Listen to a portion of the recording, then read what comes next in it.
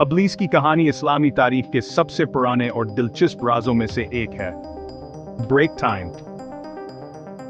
آج میں آپ کو اس کی کہانی سنانا چاہتا ہوں، نہ صرف آئیکولنگ کے طور پر بلکہ ہم سب کے لیے ایک سب کے طور پر۔ تو بالکل شروع سے شروع کرتے ہیں۔ ابلیس ہمیشہ سے دشمن نہیں تھا، وہ ایک جن تھا جو آگ سے پیدا ہوا تھا۔ فرشتوں کے برعکس ابلیس کے پاس آزاد مرضی تھی۔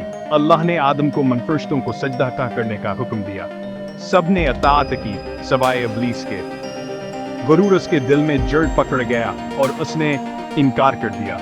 غرور کے عصائے کمل نے اسے ہمیشہ کے لیے آسمانوں سے نکال دیا۔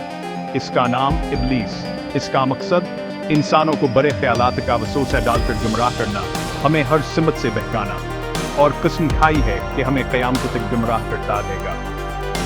لیکن یاد رکھیں، اللہ نے وعدہ کیا ہے، ابلیس سچے مومنوں پر غالب نہیں آ سکتا۔ وہ کئی قدیم ثقافتوں میں بھین نظر آتا ہے۔ اس کی انیا ایک وارننگ ہے۔ آئیے کرینیا مزاد کے بارے میں بات کرتے ہیں۔ ہمارا غیر مرئی جنساتی، ہر انسان کا ایک قرین ہوتا ہے جس کا ذکر قرآن اور حدیث میں ہے۔ یہاں تک کہ پیغمبر محمد صلی اللہ علیہ وسلم کا بھی ایک قرین تھا، لیکن ان کا قرین نیکی کی پر رہنمائی کرتا۔ قرین کا کام وسوسے ڈالنا، بہکانا۔ قرین کے حملے گناہ آلود خیالات کی صورت میں آتے ہیں، خاص طور پر جب ہم جذباتی طور پر کمزور ہوتے ہیں۔ تو ہم اپنی حفاظت کیسے کریں؟ سب سے پہلے کبھی شیطان کو برابر نہ رکھیں، بس بسم اللہ کہیں، یہاں سے فوراً کمزور کر دیتا ہے۔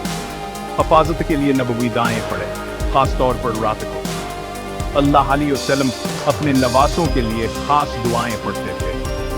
موت کے وقت پناہ مانگے، یہ شیطان کا آخری حملہ ہوتا ہے۔